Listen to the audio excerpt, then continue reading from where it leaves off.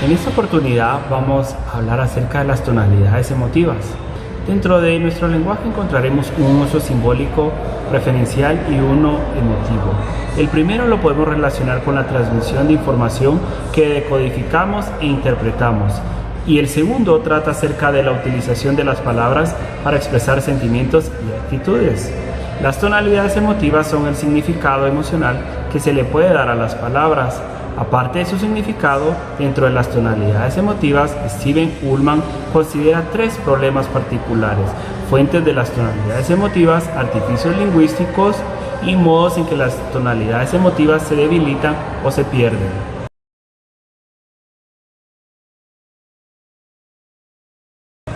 Ahora vamos a hablar acerca de las fuentes de las tonalidades emotivas. Estas son 7. La primera son los factores fonéticos. Dentro de estos factores encontramos las onomatopeyas y la armonía que se generan entre el sonido y el sentido, permitiendo la expresividad a la palabra. Hola compañeros, espero que ustedes se encuentren muy bien. Yo les voy a presentar a ustedes cada uno de los ejemplos. En nuestro primer ejemplo, en lo que se refiere a los factores fonéticos, el ejemplo que les presentamos es la palabra apechusques. Apechusques, pero qué palabra tan rara, ¿verdad? Es que no nos remite a nada. Bueno, a los guatemaltecos con apechugarse. Apechugarse sí existe y entendemos. Pero apechusques, pero qué rara, ¿no? Sin embargo, siendo una palabra tan peculiar, el significado es muy sencillo. El significado es utensilios. Número 2. El contexto. Cualquier palabra en un cierto contexto puede generar emotividad. Esto dependiendo de la situación o ambiente en la que sea utilizada, y puede adquirir también varios tonos. Hemos escogido como ejemplo para el contexto y la emotividad en una palabra pared. Ahora vean ustedes, pensemos en pared. ¿Qué significa para ti pared? ¿Qué significa para mí? Bueno, pues llegamos a nuestra casa y decimos, pues sí, yo vivo, ¿verdad?, entre estas paredes. Pero ¿y estas paredes? Estas paredes me protegen del frío, del calor, de la lluvia. Pues claro, definitivamente para nosotros va a significar protección. Sin embargo, pensemos, ¿qué va a significar la palabra para un prisionero? Bien, déjenme entonces contarles una historia. En Suiza hay un lago y ese lago se llama el lago Le Mans, que en francés es le lac Léman.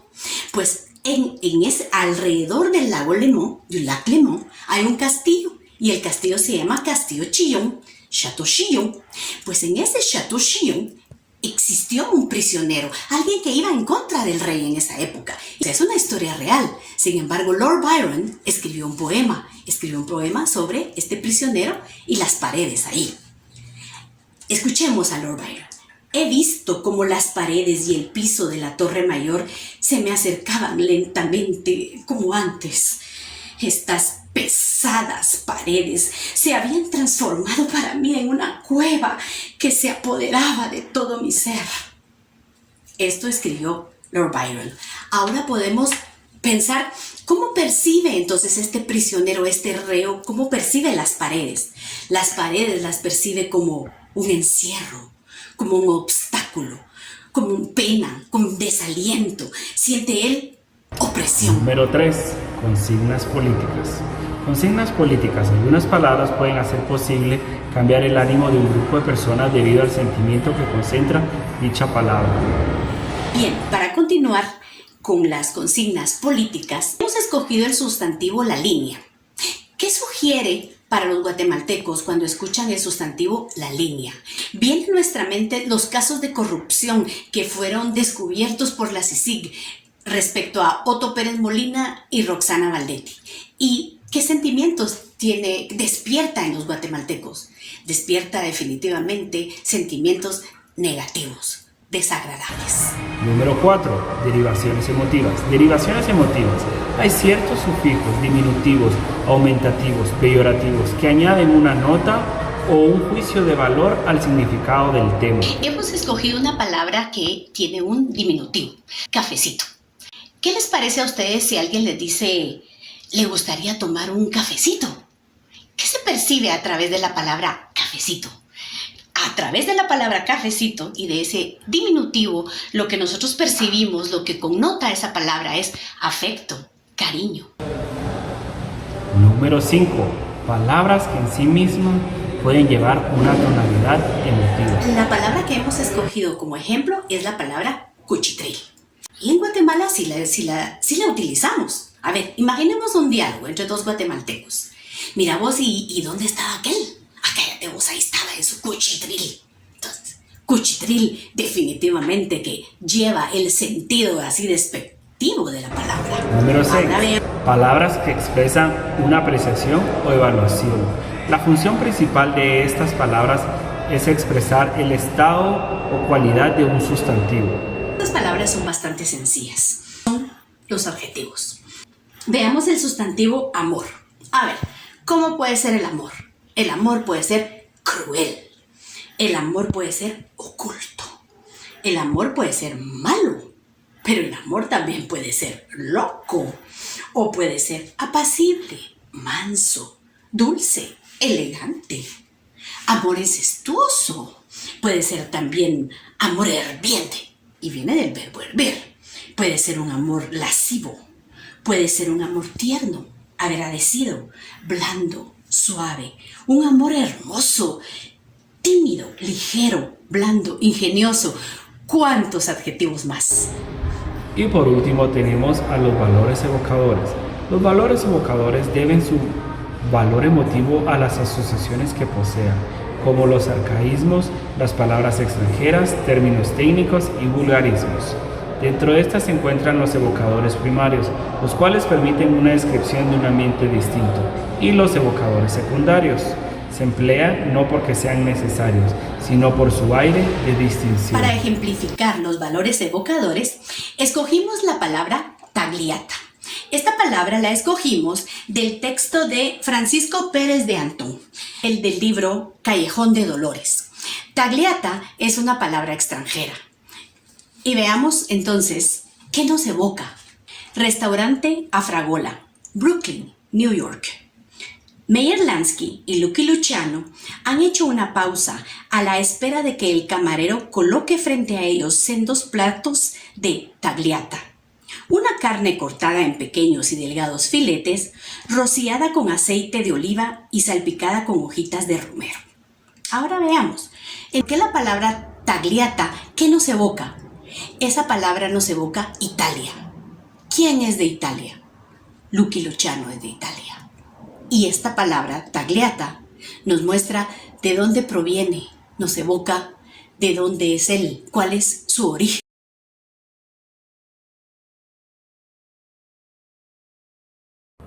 ¿Qué tal?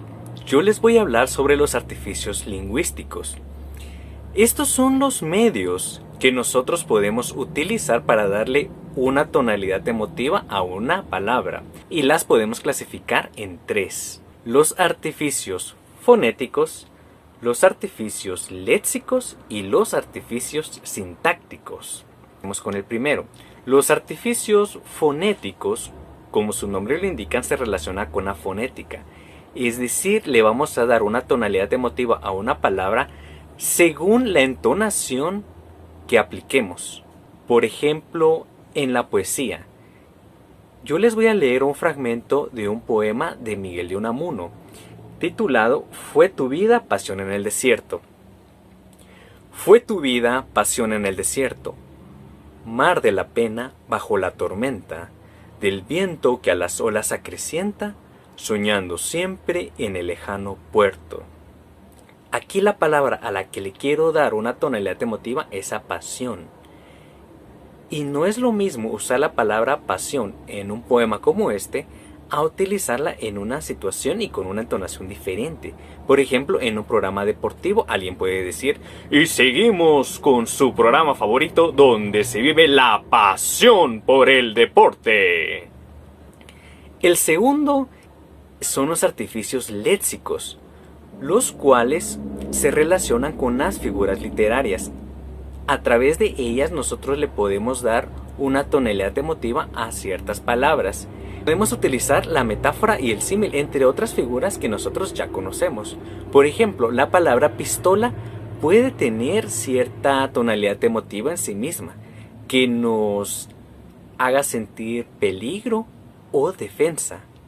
Pero si yo digo se fue hecho pistola, Entonces, al utilizar este recurso, la tonalidad emotiva cambia, haciendo alusión más bien a la rapidez o a la velocidad con la que se movía este sujeto. Y por último, los artificios sintácticos, que están relacionados con el orden de las palabras dentro de una oración. Aquí podemos utilizar el retruécano, que presenta un contraste o una contraposición de dos frases formadas con los mismos términos. Es lo mismo que nosotros digamos un hombre pobre que un pobre hombre, así como tampoco es lo mismo que vivir para trabajar que trabajar para vivir.